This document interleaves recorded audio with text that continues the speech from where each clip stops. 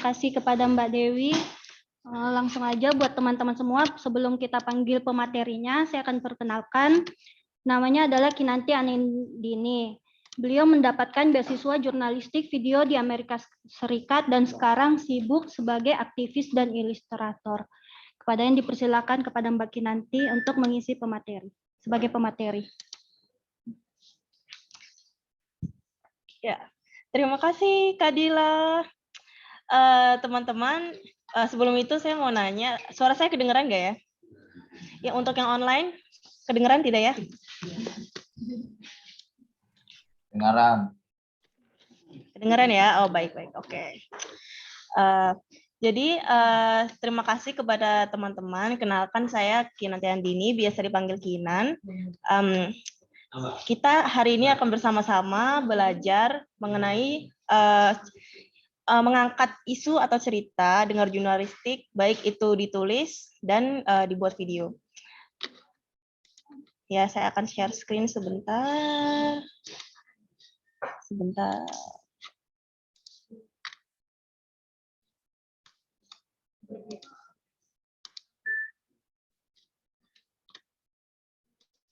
Ini.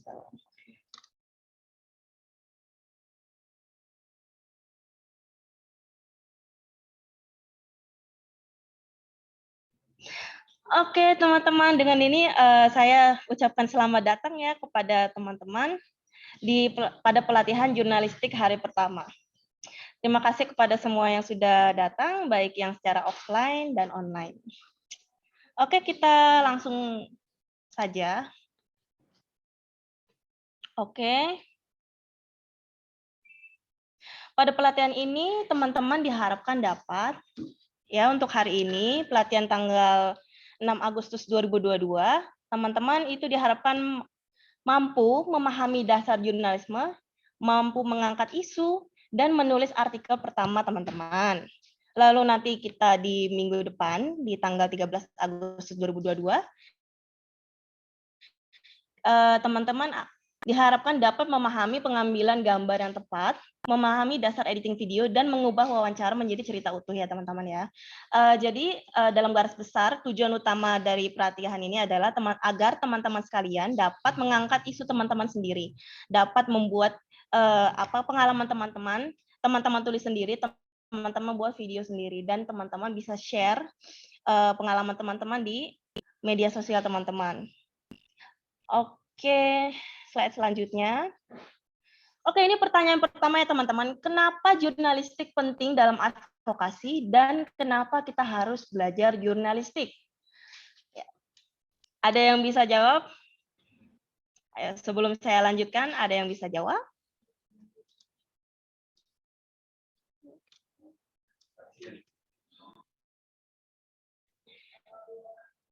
Ayo yang offline boleh nih jawab nih. Kalau berani jawab, saya kasih hadiah.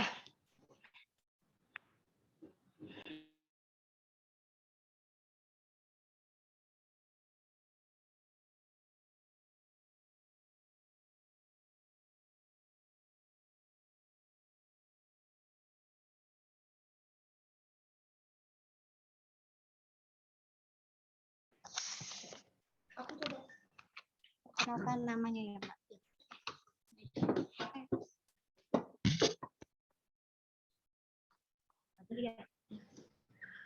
Assalamualaikum warahmatullahi wabarakatuh. Perkenalkan, nama saya Dian Hendriani. Saya seorang disabilitas low vision. Domisili saya di Kota Bekasi. Saya ingin coba menjawab kenapa harus ada advokasi dan jurnalistik. Kenapa jurnalistik penting dalam advokasi? Karena jurnalistik adalah sebagai media, sarana komunikasi dari dunia luar untuk kita-kita yang ada di dalam gitu ya. Jadi misalnya kan tentang disabilitas, terutama untuk disabilitas low vision, kita walaupun bukan dari bidangnya jurnalistik, tapi kita mampu menyampaikan kepada masyarakat tentang apa sih low vision itu, kenapa kita terlahir dalam keadaan seperti ini. Jadi dengan adanya jurnalistik ini, walaupun kita bukan bidang jurnalis, kita dapat menyampaikan sebuah informasi yang akurat, dan itu sumbernya bisa dari diri kita sendiri ataupun dari orang lain yang lebih berpengalaman. Nah, nanti setelahnya langsung outputnya itu langsung menuju ke sosial media kita masing-masing, atau kita bisa mengirimnya ke media massa yang dapat menerbitkan apa yang menjadi advokasi dari kami. Misalnya itu. Terima kasih.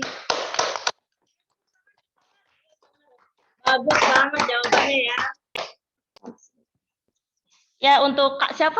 Dian. Oh ya, Dian ya. Ini hadiahnya ya, beneran ada hadiahnya. Tapi untuk maaf banget untuk yang online, mungkin tidak ada hadiah dulu untuk yang online. Kak, silakan. Terima kasih. Oke. Kak, yang online kok nggak dapet, Kak? Kan udah dijawab di kolom chat.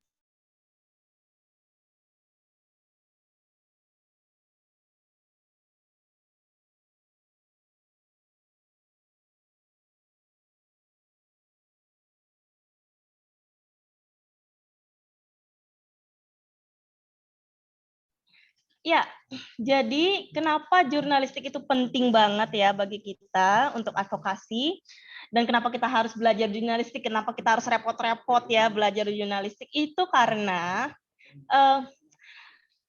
kita sendiri yang lebih mengerti apa yang kita alami, apa yang kita lalui gitu ya. Kalau misalkan kita kita cerita sama orang gitu ya, terus orang itu menulis tentang cerita kita, kan yang nulis bukan kita ya, bukan hati kita yang nulis. Jadi kadang ada yang terlewatkan atau ada yang kurang tepat gitu.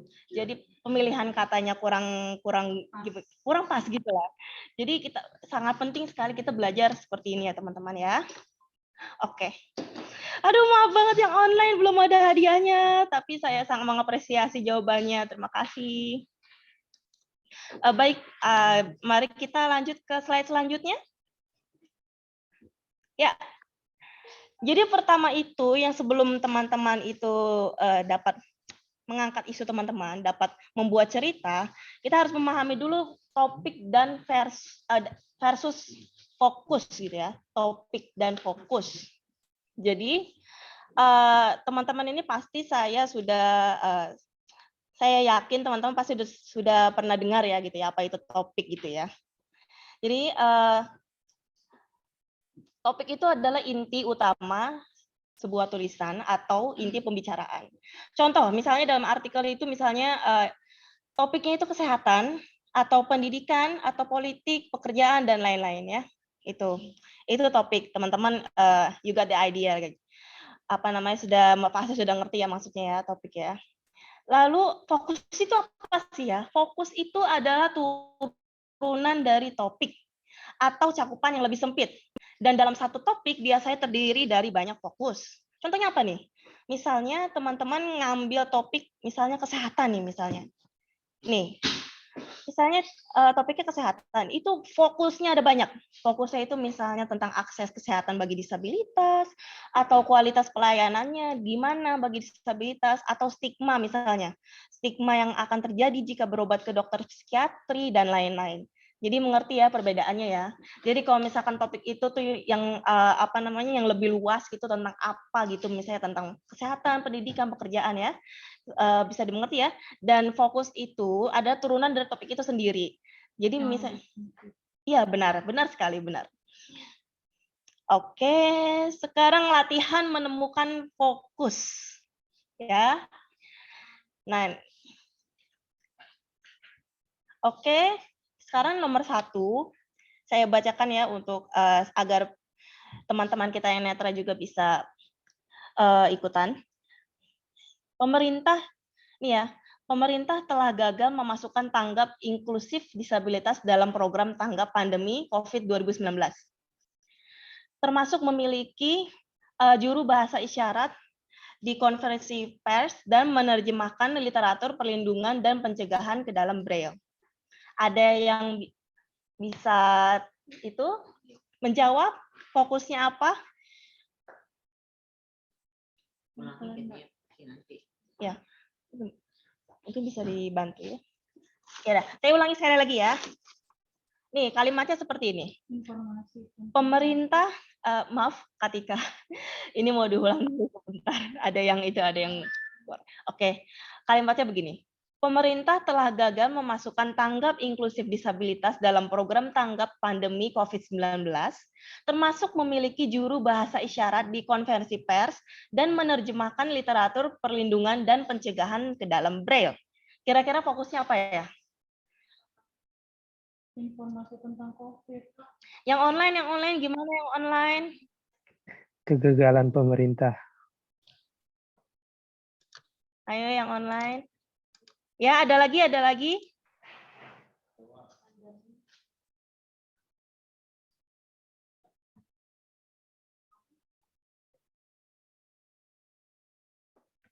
Ayo, yang offline, yang offline. Kalau berani saya kasih hadiah lagi. Ya, apa? Ayo, ayo. Kak, yang online dikasih dong, Kak, biar semangat. Walaupun cuma 20 anak. Aduh, gimana ya? Gimana ini? Bu Dewi, yang online juga mau, Bu Dewi. Aduh, nanti pas pelatihan kedua, ikut ya offline ya, ikut ya. Datang ya, datang. Ayo tadi gimana? Maaf, tadi kakak ini. Boleh ini dideketin dulu nih mic-nya. Maaf. Nggak nyampe ya. Nggak apa-apa ya. Suaranya dikerasin aja. Informasi tentang pandemi. Mas Rifki mau jawab di belakang. Saya siapa lagi tadi? Ayah, Bapak. Ya, silakan. Topiknya itu adalah pemerintah dalam penanganan dampak pandemi. Terus fokusnya itu adalah berbicara isyarat. Ya. Ya, benar sekali ya teman-teman dari semua jawaban yang teman-teman jawab tadi. Jadi ini memang fokusnya itu tentang akses ya, benar tadi kata Katika ya, sangat benar. Kenapa? Ya pasti dikasih Kak. Ya, fokusnya benar sekali ya. Ini tentang aksesibilitas bagi disabilitas netra ya. Jadi kan disabilitas netra sama disabilitas tuli ya, karena di sini kan nggak dikasih juru bahasa isyarat ya, dan tidak ada huruf braille juga. Jadi memang ini fokusnya itu lebih ke aksesnya ya. Begitu. Akses yang gagal. Lebih tepatnya betul gitu. sekali, betul. Temanya kira-kira apa nih temanya nih? Temanya tentang inklusif sih, inklusivitas. Inklusi. Ya, betul sekali, betul. Tepuk tangan untuk kita semua, ayo. Oke, ini hadiahnya. Katika, silakan. Ya. Sama kakak yang di belakang tadi. Ya, maaf, tolong bisa dikasih. Aku juga di belakang.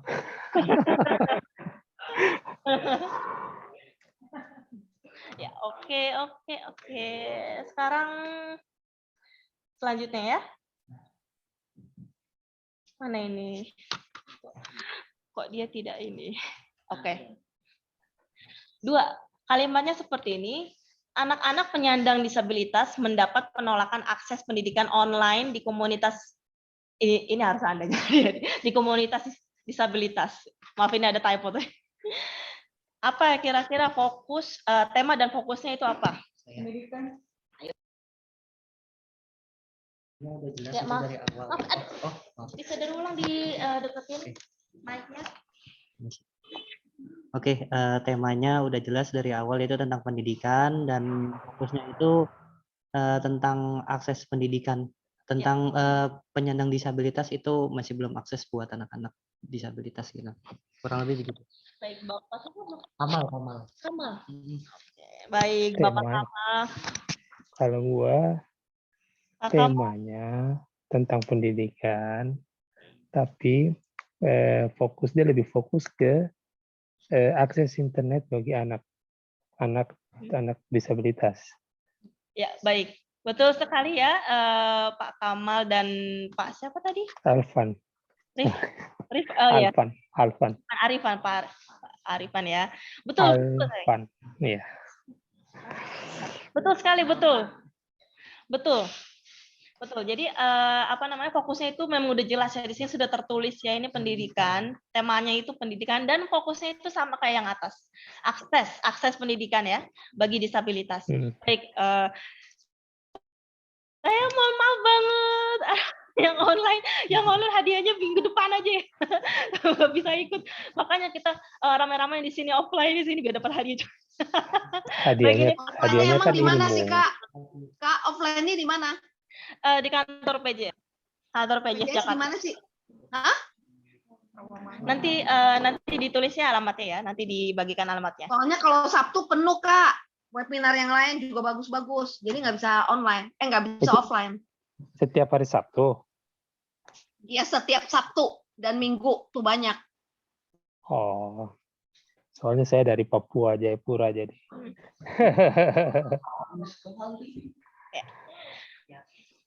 Baik. Oke, kita lanjutkan ya teman-teman ya. Sekarang ini soal yang ketiga. Kalimatnya seperti ini. Sejak pandemi dan mengakibatkan lockdown, perempuan dan anak perempuan penyandang disabilitas di Indonesia mengalami peningkatan kekerasan.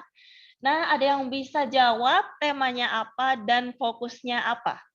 Ayo. Yang lain. Silakan yang lain. Tadi udah dapat hadiah soalnya.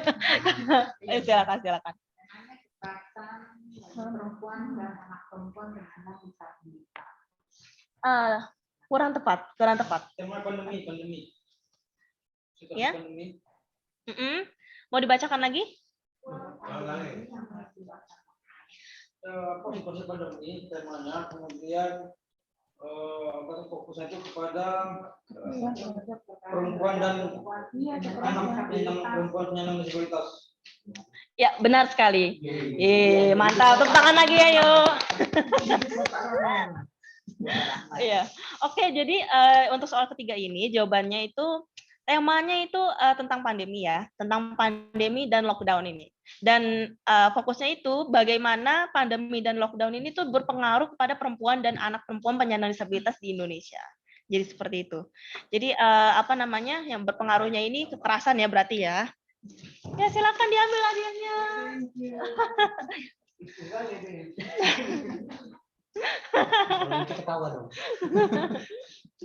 Oke. Sekarang kita lanjut ke slide selanjutnya.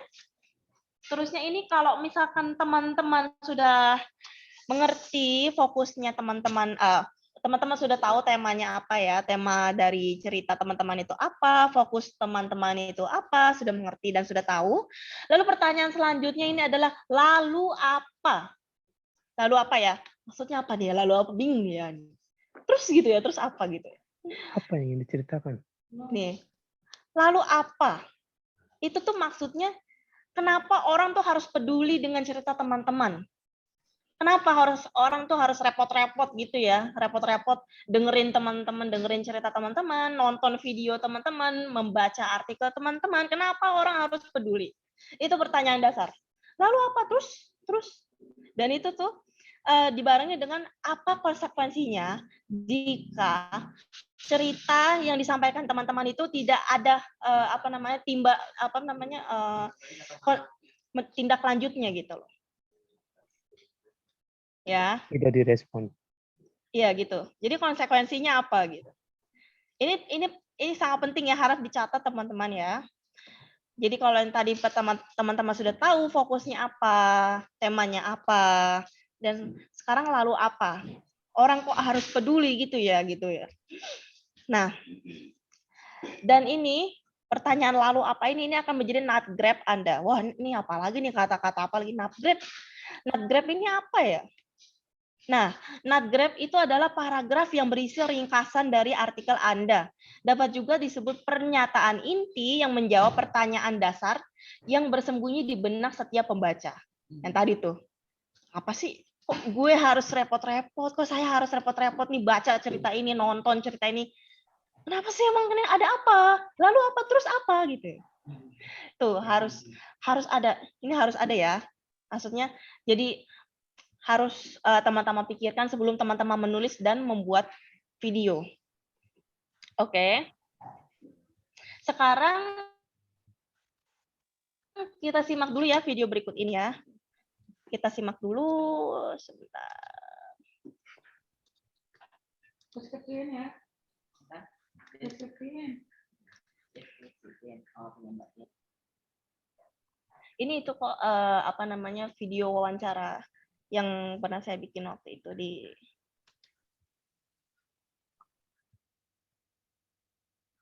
Hah?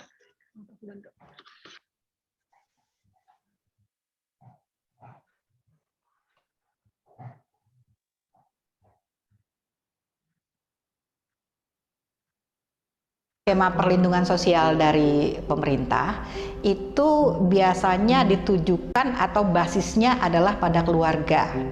Jadi skema social protection tersebut diberikan kepada keluarga-keluarga yang masuk kriteria miskin. Masalahnya banyak penyandang disabilitas yang hidup menumpang pada keluarga dan keluarga yang ditumpangi belum tentu masuk dalam kriteria keluarga miskin. Pemerintah diharapkan untuk mengubah persepsinya tentang bantuan sosial, tidak lagi ditujukan hanya kepada keluarga miskin, tapi juga ditujukan kepada individu-individu yang miskin dengan kriteria yang gampang banget, income. Harapan kita memang penyandang disabilitas karena dia memiliki, kalau bahasa Inggrisnya extra cost of disability ya, biaya lebih sebagai seorang penyandang disabilitas yang tidak dialami oleh orang-orang yang non-disabilitas, itu dia mendapatkan tunjangan untuk minimal menutupi biaya yang lebih tersebut. Jadi harusnya ada tunjangan disabilitas yang diberikan kepada semua penyandang disabilitas terlepas dari kondisi ekonomi gitu. Kalau bantuan tunai itu nggak dapat sama sekali. Dan kalau untuk yang DTKS itu yang data terpadu kesejahteraan sosial, itu saya sebetulnya sangat ingin dimasukkan data saya ke situ, karena di DTKS itulah yang menentukan untuk mendapatkan KPDJ, Kartu Penyandang Disabilitas Jakarta. Rumah keluarga Bambang cukup besar dan berada di pinggir jalan, sehingga keluarga Bambang tidak masuk kategori miskin. Akibatnya, Bambang tidak diterima sebagai calon penerima DTKS. Menurut saya KPDJ itulah yang paling berhak kami dapatkan gitu, karena kami kan penyandang disabilitas, ada biaya-biaya tersendiri seperti obat dan yang lainnya. Kalau itu bisa sampai ke kami, itu akan sangat membantu sekali bagi kami penyandang disabilitas.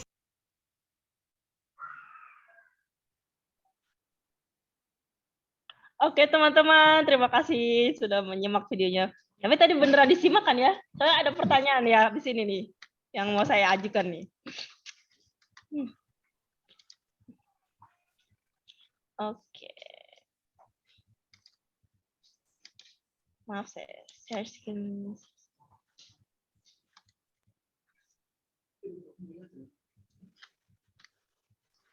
Oke. Jadi teman-teman tadi sudah menyimak ya videonya, tadi berdurasi kurang lebih 2 menit.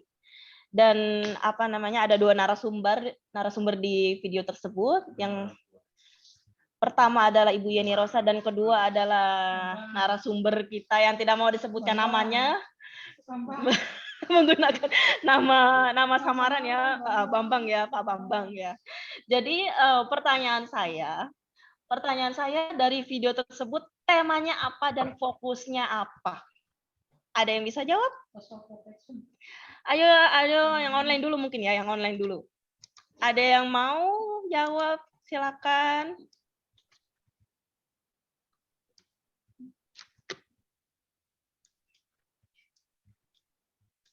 Raise hand aja. Raise hand aja kalau mau jawab. Ada yang mau jawab?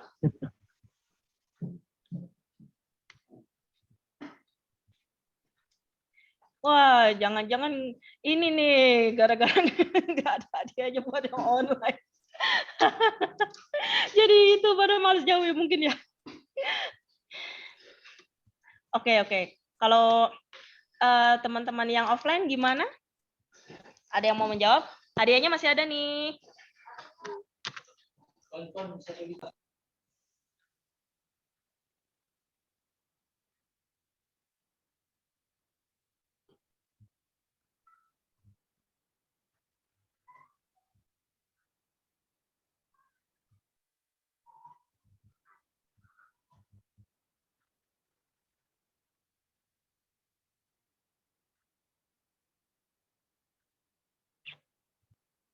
Kita nggak bisa dengar.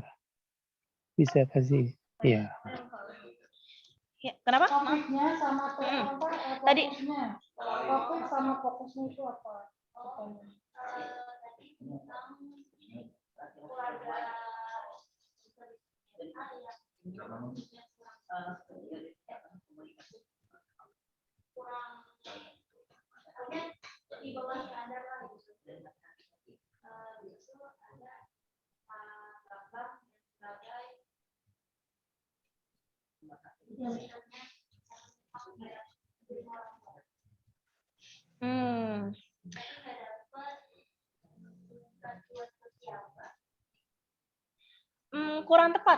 Kurang tepat. Ada yang bisa menjawab temanya apa dari video yang tadi ya? Tadi sudah disimakkan. Temanya apa dan fokusnya apa? Masih ingat kan tema itu tuh yang cakupan yang luas, sedangkan fokus itu cakupan yang sempit tapi dari tema yang tadi. Ya. Temanya bantuan sosial untuk penyandang disabilitas. Kemudian fokusnya bahwa orang tadi apa namanya tidak mendapat bantuan melalui KPDJ ini. Lagi-lagi jawaban yang memuaskan. Jawaban yang benar, keren.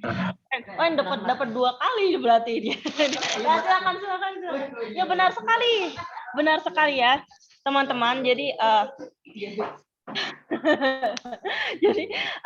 tema dari video yang tadi itu adalah bantuan sosial yang diberikan oleh pemerintah. Dan fokusnya tadi adalah bagaimana akses dari bantuan sosial tersebut. Apakah penyandang disabilitas itu dapat semua, apa mengalami kesulitan gitu ya. Tapi di video tersebut sudah kita semua tahu ya kalau si Bambang ini dia itu kesulitan ya untuk mengakses DTKS dan KPDJ itu karena masalah itu ya. Betul sekali, karena dia itu kan berdasarkan pendapatan family ya, pendapatan keluarga. Jadi karena keluarganya dianggap mampu, jadi si Bambang ini tidak dapat DTKS. Sudah masuk DTKS. Iya, nggak dapat KPDJ juga. Gitu. Ya?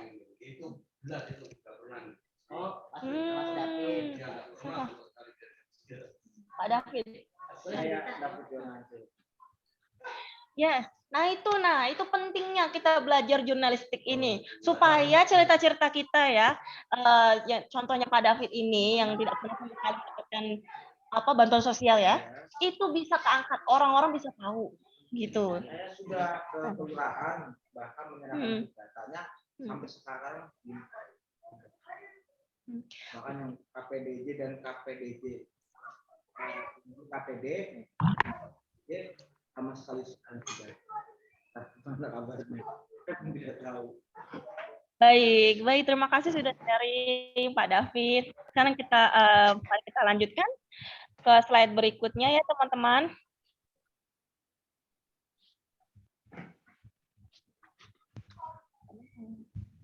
Oke. Sekarang kita akan mengatur piramida terbalik. Waduh, ini apaan lagi nih ya? Nah, ini adalah urutan ya teman-teman dalam menulis artikel ya. Urutan dari yang paling penting sampai yang paling kurang penting gitu ya. Yang menjadi paling atas itu yang penting, paling bawah itu yang pentingnya nggak terlalu penting amat. Jadi sebagian besar informasi yang layak diberitakan itu ditaruh di bagian atas artikel teman-teman. Itu maksudnya apa tuh ya? Informasi yang layak itu maksudnya apa? Itu maksudnya 5W1H. Jadi teman-teman udah pada tahu ya, 5W1H itu apa. Jadi itu komponen-komponen ya. Jadi apa, kapan, siapa, mana, kenapa, dan bagaimana. Lalu detail penting dari cerita teman-teman diletakkan di tengah. Detail-detail pentingnya. Dan yang terakhir, informasi umum lainnya atau informasi latar belakang cerita. Latar belakang cerita dia info umum ya. Oke. Sekarang mari kita belajar tentang kutipan. Sini ada jenis-jenis kutipan ya yang bisa teman-teman gunakan di artikel teman-teman. Jadi pertama itu ada kutipan langsung, ada juga tidak langsung, parafrase, dan parsial. Oke, pertama adalah kutipan langsung. Kutipan langsung itu menggunakan kata-kata persis sebagaimana disampaikan oleh narasumber. Tadi teman-teman udah pernah ngerti ya, yang sering baca cerita pasti udah sering banget nemuin kutipan-kutipan kayak gini nih, yang langsung gitu. Lalu di kutipan langsung ini kita menggunakan tanda kutip, ya, dan ini digunakan untuk menyampaikan sesuatu yang tidak dapat dikomunikasikan dengan lebih baik lagi dengan kata-kata kita sendiri. Jadi si narasumbernya itu misalnya ngomong sesuatu yang emosional atau pribadi dan kita itu tidak bisa menjelaskan dengan kutipan yang lain, jadi kita pakai kutipan ini, kutipan langsung. Lalu ada kutipan tidak langsung, ini kebalikannya ya. Jadi menggunakan sebagian besar gagasan dan kata-kata narasumber. Ada beberapa kata-kata dapat diubah untuk klarifikasi dan tidak ada tanda kutip karena memang kata-katanya tidak persis seperti yang dikatakan orang tersebut. Narasumber maksudnya. Lalu yang ketiga ada kutipan parafrase, menggunakan gagasan dari narasumber tetapi tidak menggunakan kata-katanya secara persis. Lalu artinya harus sama dan tidak ada tanda kutip juga. Wah, ini sampai sini ada pertanyaan? Ada pertanyaan sampai sini?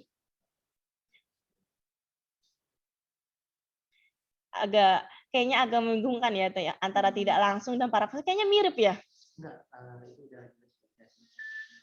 Ya. Bisa menjelaskan? Ada yang bisa menjelaskan? Antara langsung dan tidak langsung. Antara tidak langsung dan parafrase. Saya mau jelasin. Boleh, silakan.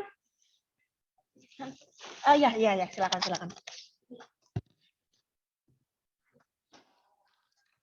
Ya, jadi kalau seperti yang dijelaskan sama Mbak Kinan, kalau yang tidak langsung itu kata-katanya masih ada lah sedikit-sedikit gitu dari narasumbernya, tinggal kita ubah gitu kata-katanya supaya nggak sama persis. Tapi kalau parafrase, idenya itu dari narasumbernya, tapi kata-katanya itu kita sebagai penulis yang membuat. Kurang lebih gitu. Baik, terima kasih. Ayo teman-teman, tangannya yang meriah lagi dong. Ya, betul. Oh ya, ini silakan hadiahnya. Waduh.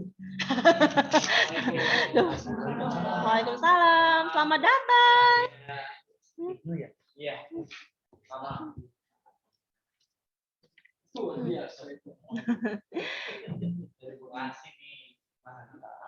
Oke, baik.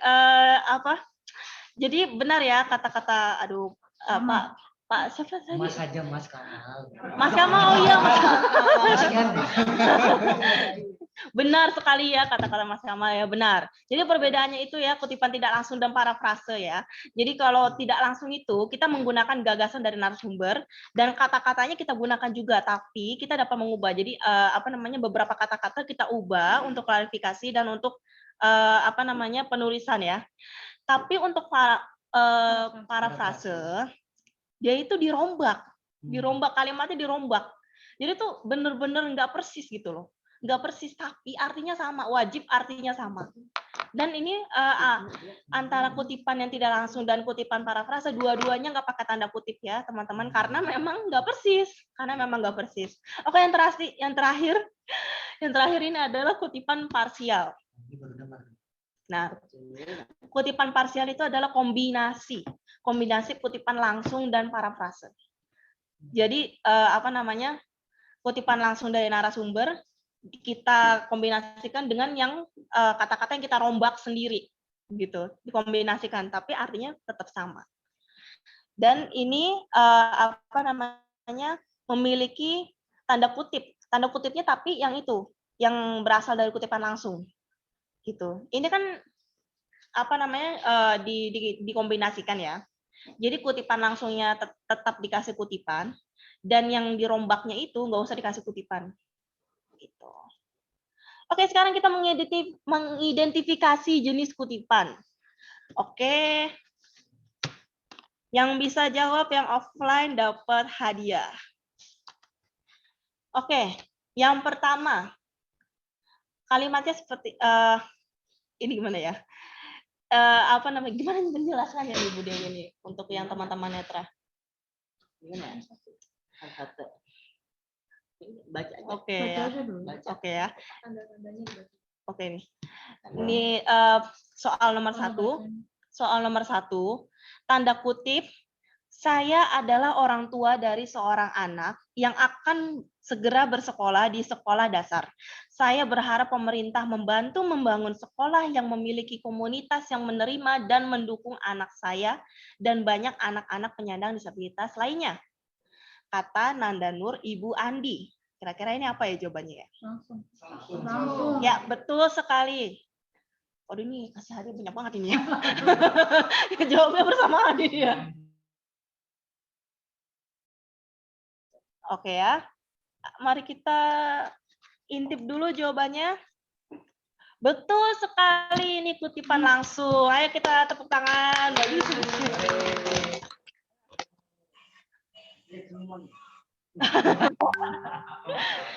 Dan ini ya teman-teman, untuk pertanyaan kedua, ketiga, dan keempat, ini berdasarkan pertanyaan pertanyaan pertama ya. Ini yang kedua ini kira-kira ini kutipan apa ini ya? Bunyinya seperti ini. Tidak langsung. Nanda Nur berharap pemerintah membangun sekolah yang mendorong staf dan orang lain untuk mendukung anaknya dan semua anak penyandang disabilitas. Kira-kira ini kutipan apa ya? Ya, Bapak yang di belakang. Langsung. Ada yang bisa itu jawab lagi? Iya, Bapak ya. Kalau itu ulang pertanyaannya yang mana? Boleh. Ini yang pertanyaan kedua sama sekali nggak ada tanda kutipnya ya teman-teman ya. Jadi bunyinya seperti ini.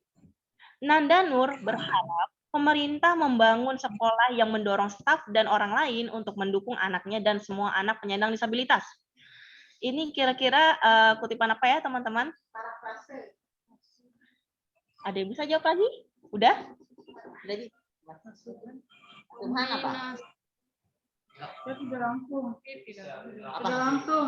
Ini berdasarkan pertanyaan yang nomor 1 ya teman-teman. Kalau teman-teman masih ingat yang netra ya, yang teman-teman netra masih ingat bunyinya yang pertanyaan pertama itu bunyinya seperti apa, teman-teman bisa menebak ya. Ini pertanyaan kedua ini kutipan apa? Coba Supan. Kutipan langsung. Enggak, Ayo. kan ada tanda kutipnya. Oke. Bahasa Ya. Raya. Siapa? Bahasa Raya. Tadi yang mana ya? Yang Di belakang. Bahasa Raya. tadi yang hadiah tadi udah dikasih belum ya? Oh belum. Oh ya ini silakan. Tadi Bu, sebetulnya takutnya lupa ini. Apa? Parafrase.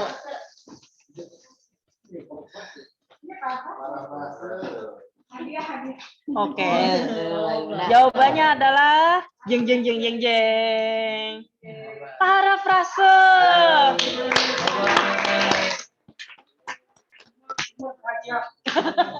Karena ini yang jawab banyak ya, yang menjawab banyak. Saya mau satu orang menjelaskan kenapa ini parafrase. Yang dapat hadiah cuma satu ya. Yang dapat hadiah cuma satu. Ayo, siapa yang bisa jawab? Ayo, Kak siapa? Kak Soraya, oh ya, Kak Soraya bisa jawab? Kenapa ayo parafrase ayo?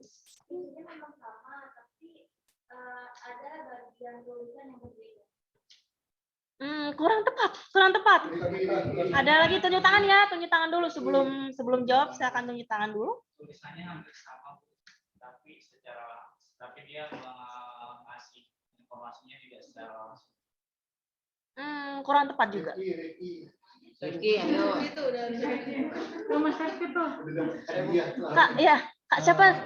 Kak siapa? Fadli. Oh ya, Kak Fadli. Silakan. Itu digabungin sama yang pertanyaan pertama kan ya? Iya, jawabannya ada di pertanyaan pertama. Itu. Jadi yang pertama kan dari narasumber. Iya dari narasumber. Ya itu kutipan langsung. Kutipan langsung. Nah dicampur sama yang kata rombongan kita sendiri. Itu parsial. Ini parafrase. Jadi kurang tepat ya, Kak. Kurang tepat. Ada lagi Ibu aja belum dapat hadiah Ibu. Ibu bisa? Ayo. Janganlah yang lain belum dapat hadiah nih, siapa nih? Nggak apa-apa, dia nggak bisa dapat hadiah lagi. Ayo. Diubah maksudnya gimana nih? Tidak langsung dari apa bertanya tidak langsung dari Pak Mandano, tapi disimpulkan dari kata-katanya dari disimpulkan di tadi pertama tadi bilang apa tadi? Kalimatnya diubah. Diubah. Itu disimpulkan dari kata-kata Ya, ya, lumayan tepat. Ya, betul sekali, betul. Jadi ini kenapa ini parafrase? Karena kalau kita melihat di pertanyaan pertama ya, itu pertanyaan pertama itu dari narasumbernya langsung, dan itu yang kedua, itu si jurnalisnya ini dia menceritakan kembali kata-kata si narasumber, tapi dirombak sama dia. Jadi nggak persis banget kan? Dia dirombak. Nah, ayo Kak Tiko silakan.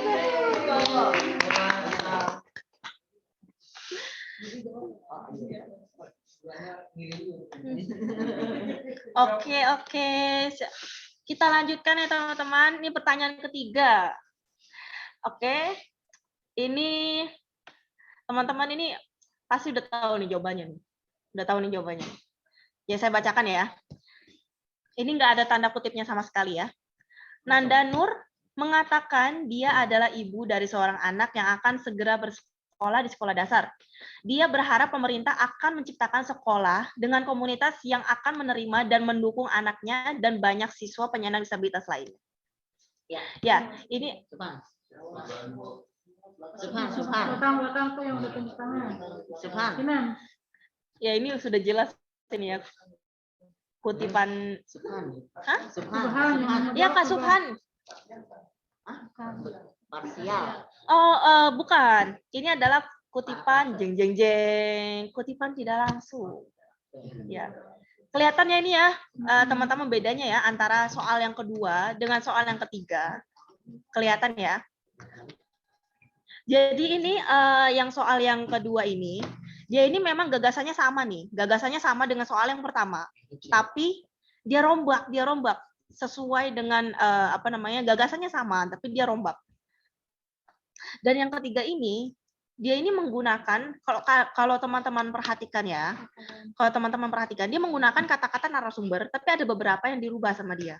Jadi nggak dirombak sama dia, cuma beberapa kata-kata doang yang diubah. Oke, untuk pertanyaan keempat, mungkin ini tinggal yang terakhir ya. Ini teman-teman pasti sudah tahu ya, ini yang paling unik sendiri ya. Ini dia ini ada yang dikutip dan ada juga yang tidak dikutip. Jadi ini tidak lain tidak bukan adalah kutipan parsial. Ya, untuk teman-teman netra saya bacakan. Nanda Nur, soalnya seperti ini. Nanda Nur mengatakan dia adalah orang tua dari seorang anak, tanda kutip, yang akan segera bersekolah di sekolah dasar, tanda kutip lagi. Dia berharap pemerintah akan membangun sekolah di mana orang-orang, tanda kutip, menerima dan mendukung anak saya, tanda kutip lagi. Ya, sudah jelas ya? Jelas. Oke. Tepuk tangan dulu dong untuk kita semua. Oke, sekarang kita lanjut. Nah, sekarang kalau teman-teman sudah memahami jenis-jenis kutipan, ini sekarang ada adab dalam membuat kutipan ya, teman-teman ya. Pertama, jangan pernah memalsukan atau mengarang-arang kutipan. Itu sama sekali nggak boleh ya. Jadi kalau narasumber bilang, saya suka apel, itu jangan dirubah jadi saya suka jeruk. Itu soalnya itu beda ya, sangat beda ya. Jadi harus direkam dari jelaskan depan saya suka warna merah.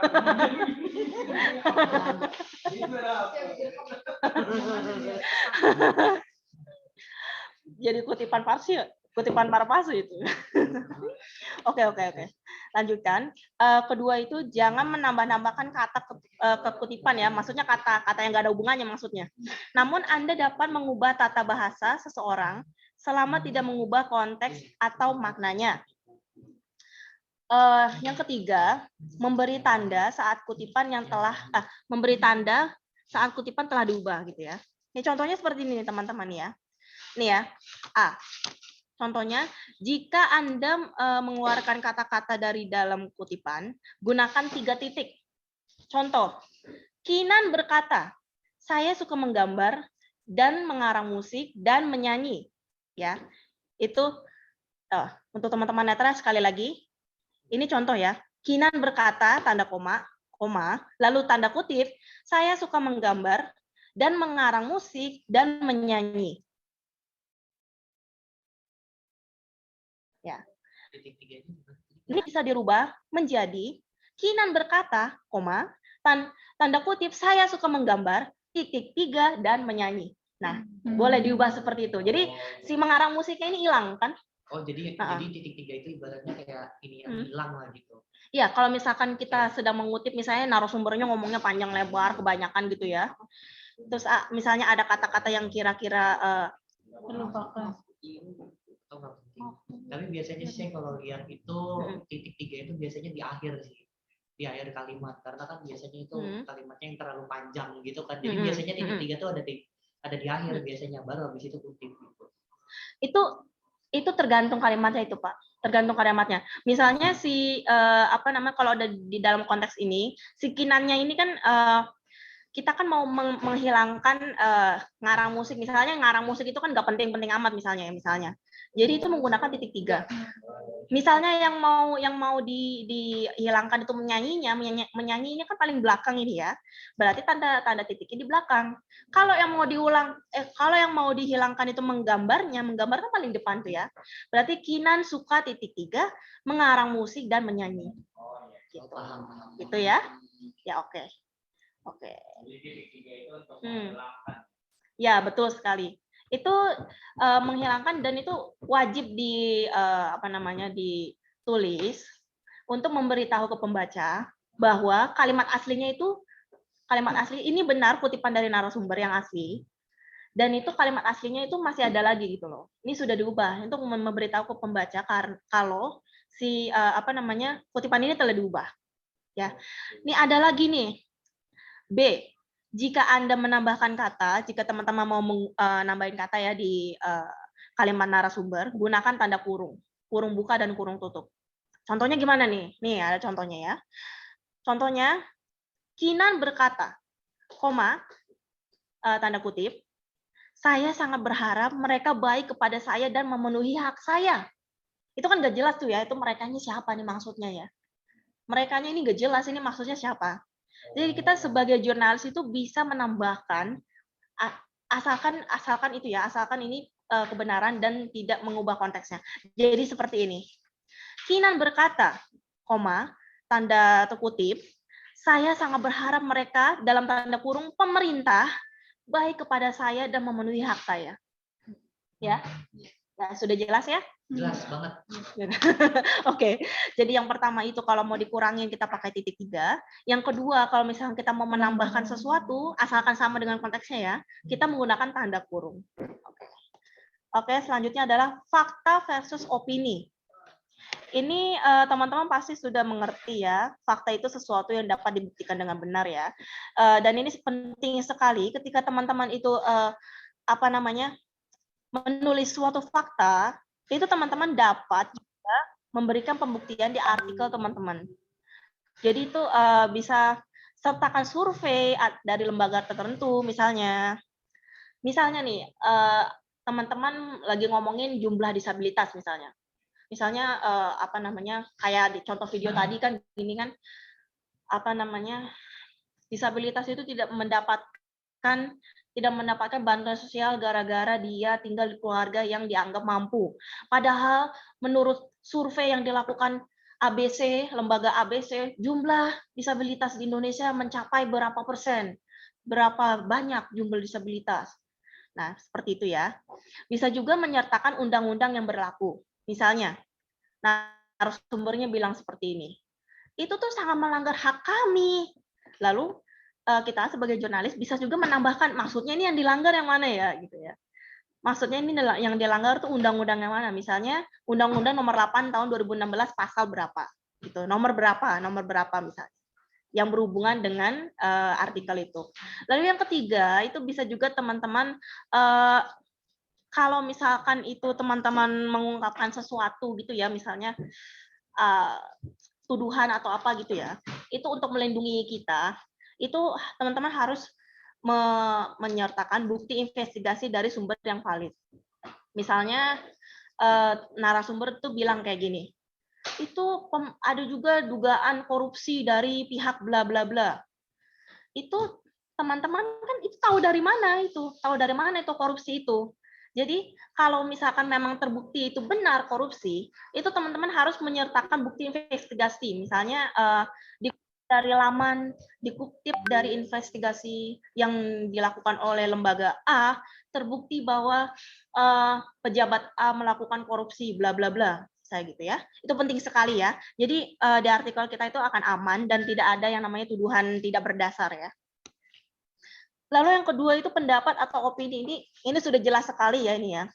Pendapat atau opini itu kebalikan dari fakta ya. Ini pendapat ini tuh berdasarkan emosi dan perasaan si narasumbernya ini. Lalu ketiga ada informed opinion. Ini tuh pemikiran tentang suatu objek, suatu subjek oleh seseorang yang dekat dengan fakta, studi, tren, atau pengalaman langsung. Oke, ini juga penting ya. Apa itu informed consent? Ya, teman-teman kalau misalkan mau mengangkat cerita gitu ya, mau mengangkat cerita teman-teman atau orang lain gitu, itu penting sekali kita itu membuat informed consent. Informed consent itu apa ya? Informed consent itu adalah lembar persetujuan. Jadi untuk melindungi keduanya, untuk melindungi kita sebagai jurnalis dan untuk melindungi mereka sebagai narasumber. Isinya itu apa ya? Isinya itu tentang persetujuan antara jurnalis dan narasumber ya, tadi sudah saya jelaskan. Lalu untuk keselamatan kedua belah pihak, dan biasanya berisi bahwa narasumber menyetujui wajah, suara, foto, dan lain-lain ya, sesuai perjanjian yang dibuat tentang dirinya, disebarluaskan untuk tujuan tertentu. Ya, informasi ini nanti ada contohnya ya, nanti kita bagikan contohnya. Oke, kita sudah memasuki akhir dari pelatihan ini. Sekarang ayo kita latihan membuat artikel. Ya, teman-teman yang online maupun offline, kita akan membuat kelompok, masing-masing kelompok terdiri dari 4 sampai 5 orang. Kita akan latihan membuat artikel berdasarkan video wawancara yang sudah disediakan. Nanti tautan videonya akan kita bagikan ya lewat grup WhatsApp khusus peserta pelatihan. Ini teman-teman sudah pada masuk ya? Udah masuk belum ya? Yang online gimana nih? Sudah masuk belum? Iya, grup khusus ya. Udah aku grup khusus. Saya belum. Teman-teman yang belum bergabung di grup pelatihan ini, silakan. Gitu ya, linknya. Oke, kita akan kasih link yang online yang bergabung. Untuk yang offline bisa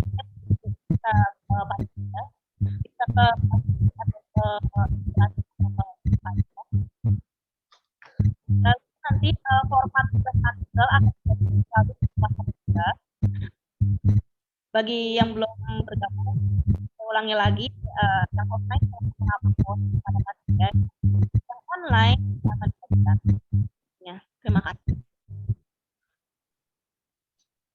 Yang offline tadi belum siapa tangan? udah tadi.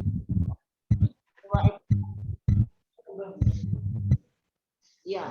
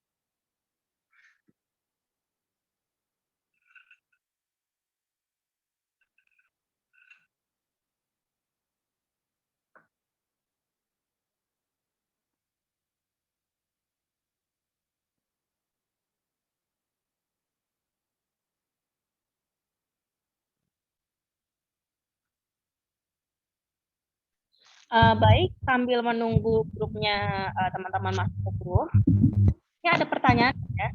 Yang online, Ada yang mau bertanya dulu? Barangkali ada pertanyaan.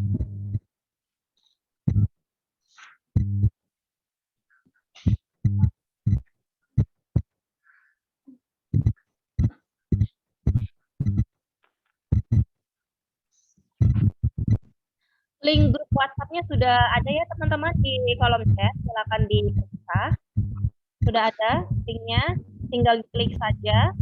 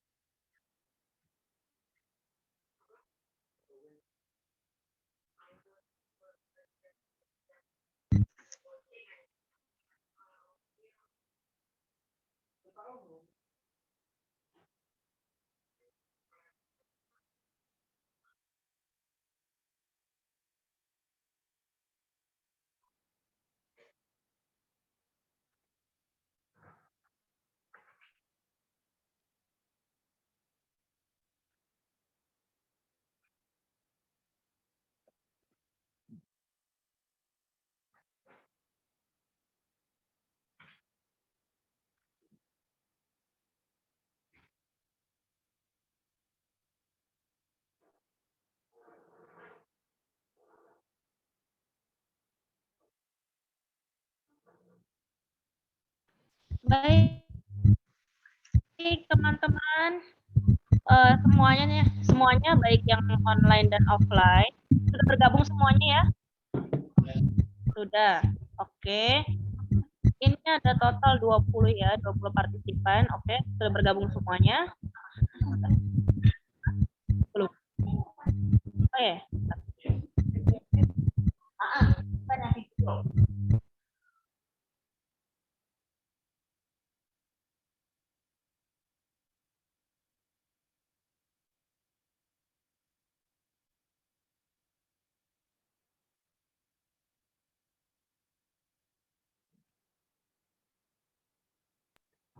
Yang online kerjanya di mana? Di WhatsApp.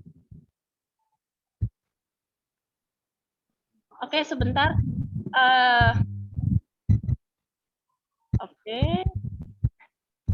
Teman-teman udah masuk semua ya? Sudah pastikan masuk semua ya ke grup? Sudah. Saya sudah Offline masuk. gimana? Sudah, oke. Yang online?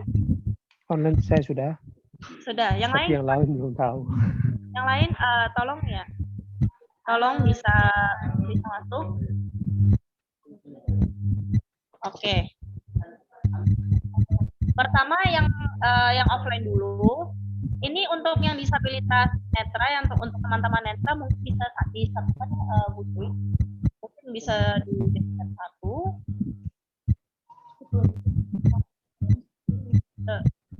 Enaknya gimana nih? Enaknya dijadikan satu atau dipencar? Pencar ya. Ya. Oke. Yang disabilitas netra, teman-teman netra di sini tunjuk tangan. Tunjuk tangan. 1, 2, 3, 4 ya, 4 orang. Oh, Kak Richard, oh ya. 6. Ada 6 orang berarti ya. 6, 7. 7 berarti 7. Kalau gitu, baik. Yang offline sebentar dulu ya. Yang online sebentar dulu. Yang offline kita buat kelompok. Satu kelompok itu terdiri dari 4 sampai 5 orang. Ya. Ayo. Untuk yang offline silakan kita hitung dulu hitung berapa ya enaknya? Ini yang hadir berapa ya? Berapa kelompok? Ya, tergantung yang hadir. 20 bukan? Yang hadir 20. Iya. Ini yang offline semua kan? Offline ya? Oh ya, berarti ada 21 ya. Berarti 21. 20 berarti berapa? 5. Untuk yang offline, teman-teman maaf, harap perhatikan. Untuk yang offline kita bikin 5 kelompok ya. Satu kelompok itu terdiri dari 4 sampai 5 orang. Dan untuk yang teman-teman netra disebar. Jadi satu kelompok itu ada teman netra itu minimal 1. Ya. Ya. Oke, silakan dihitung. Dari mana ya? Dari sini aja kali ya, dari sini ya.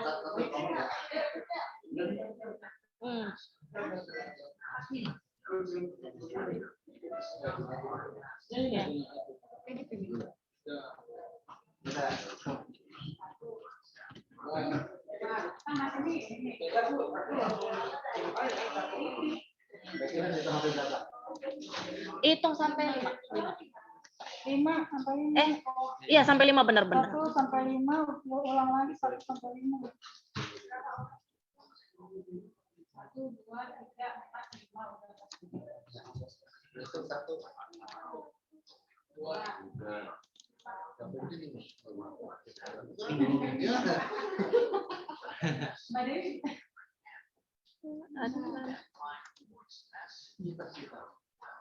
Kayaknya bisa lanjut 5.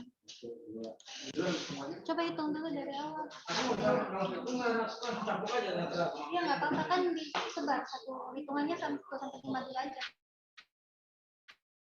Ini yang netra jangan hitung dulu aja. Kan nanti Ya. tersebar. Kalau udah 1 sampai 5. Soalnya ini ada yang berdekatan soalnya. Kan 1, 2, 3, 4, 5 nggak satu kelompok. 1 sama 1. Oh iya.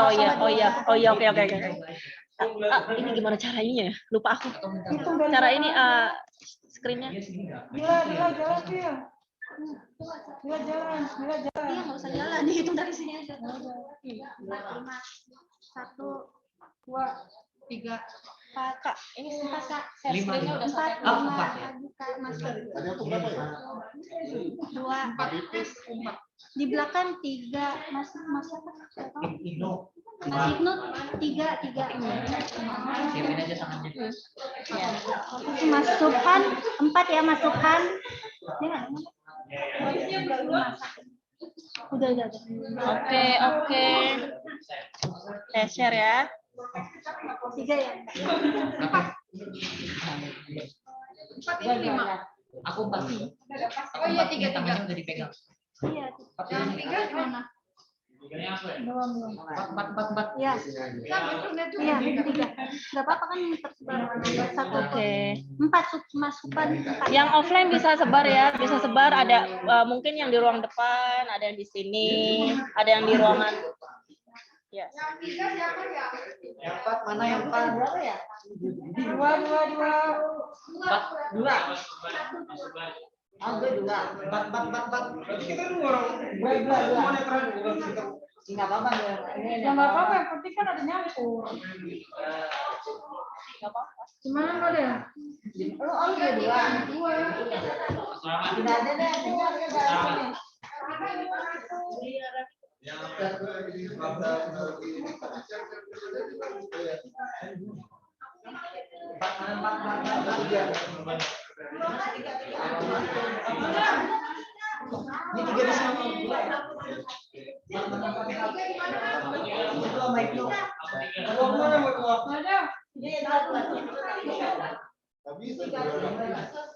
Bisa.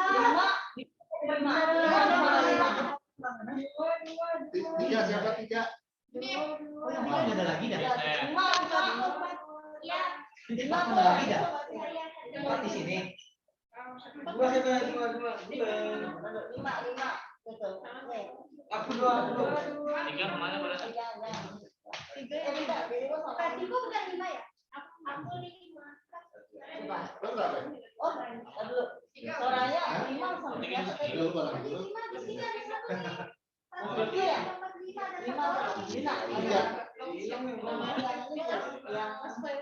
Lima siapa lima? Ini kan tiga nih. Lima kan? Nah, Oh ini Mas. saya nggak saya tiga. Yang lima ada satu orang di sini lima. Emang minimal berapa? Kan ini satu. Satu, dua. Di sini tiga. Lima tuh sama itu soalnya.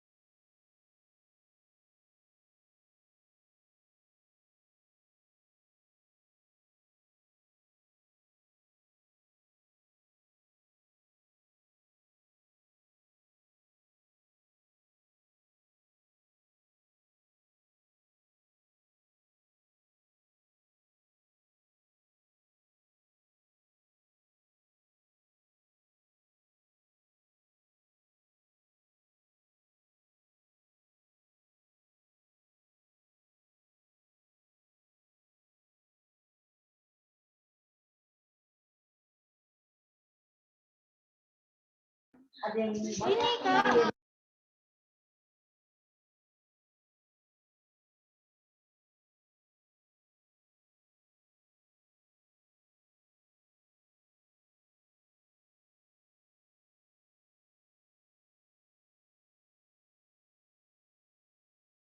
Kalau kelompoknya sudah terbentuk, silakan cek linknya, link videonya, video wawancara dan form tugasnya ada di grup. Terima kasih.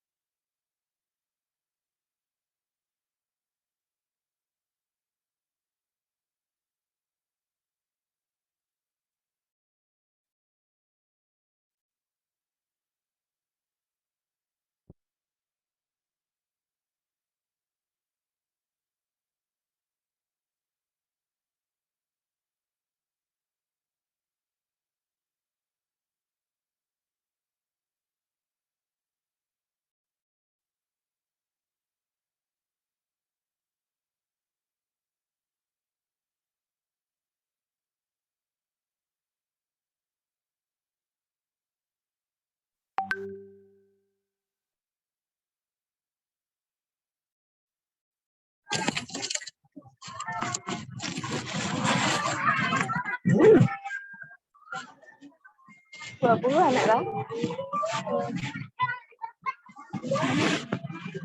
Oh. 5.000 meter.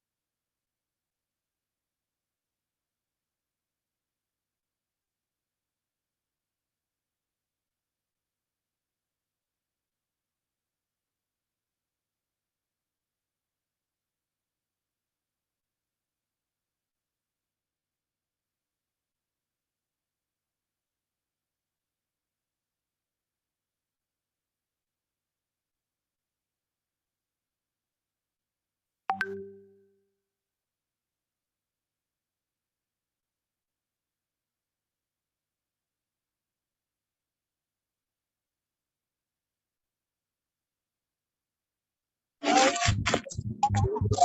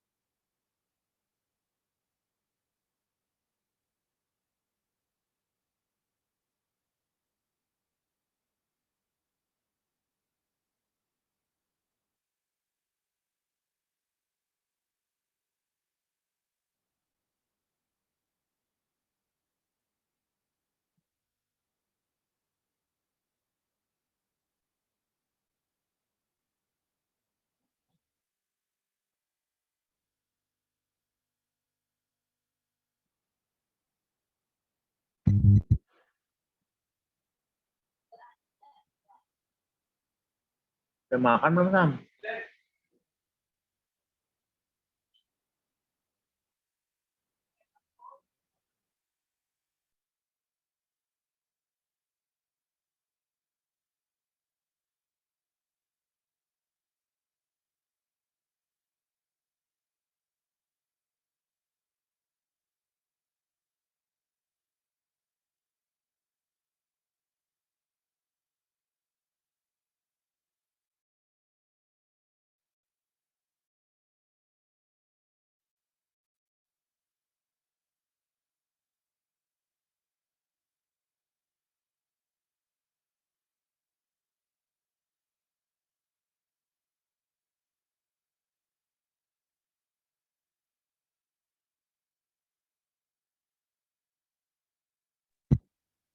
Halo, Yes.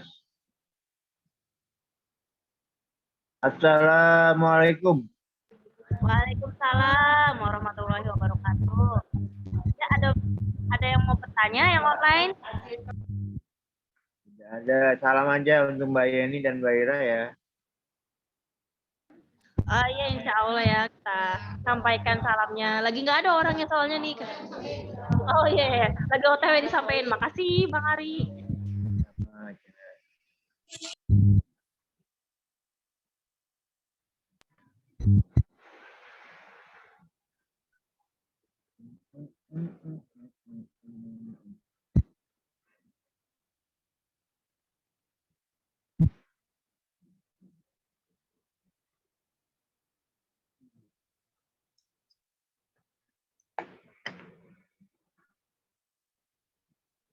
Ya, nyarat ya.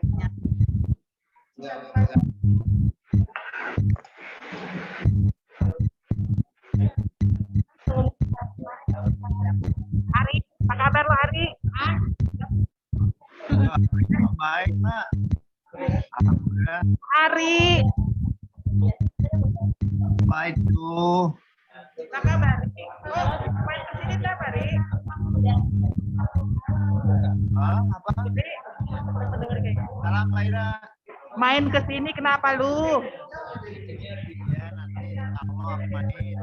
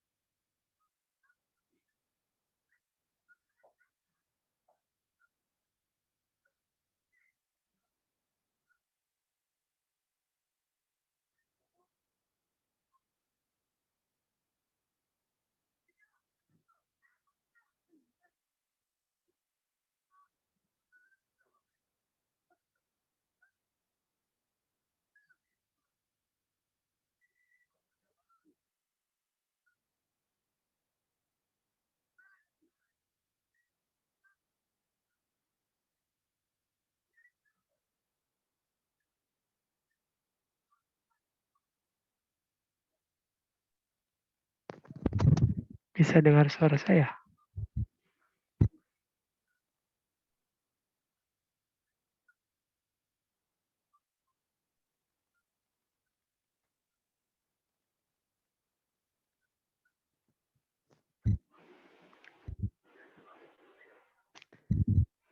Grup online gimana? Nggak ada.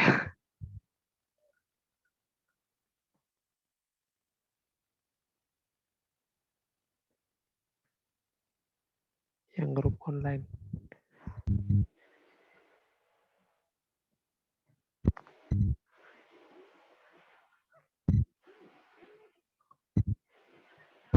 Eh,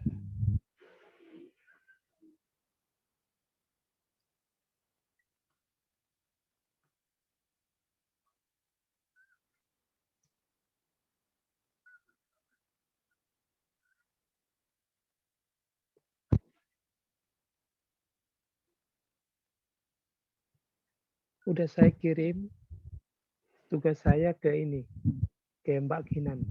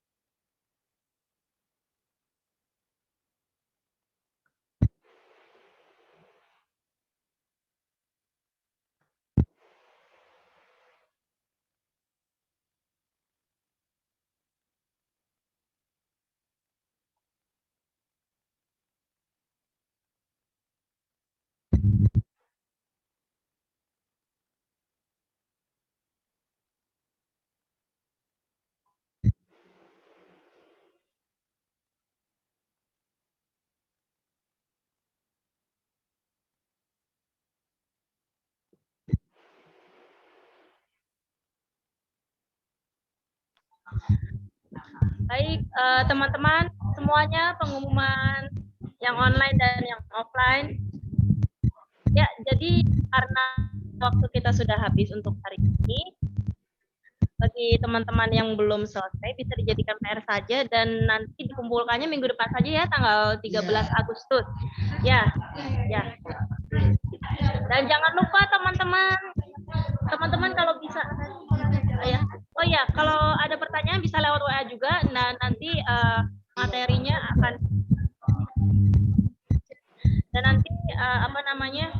materinya akan saya share di grup juga. Ya, teman-teman kalau misalkan bisa offline, minggu depan bisa offline, datang aja offline. Biar nanti makin meriah. Oke, teman-teman, terima kasih banyak ya. Saya balikan lagi ke Kak Dila. Terima kasih.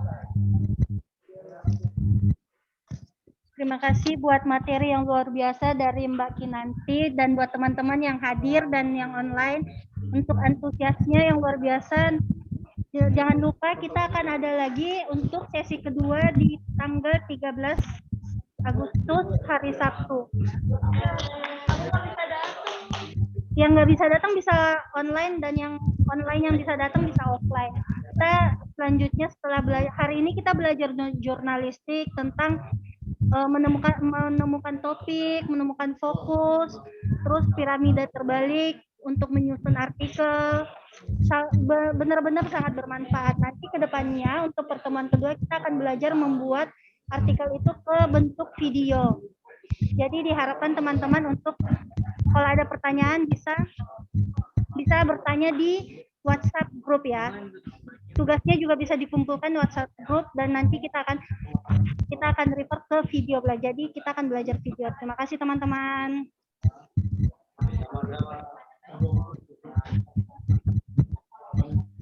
Untuk itu saya selaku MC hari ini undur diri. Assalamualaikum warahmatullahi wabarakatuh. Selamat sore. Waalaikumsalam warahmatullahi wabarakatuh. Izin live ya.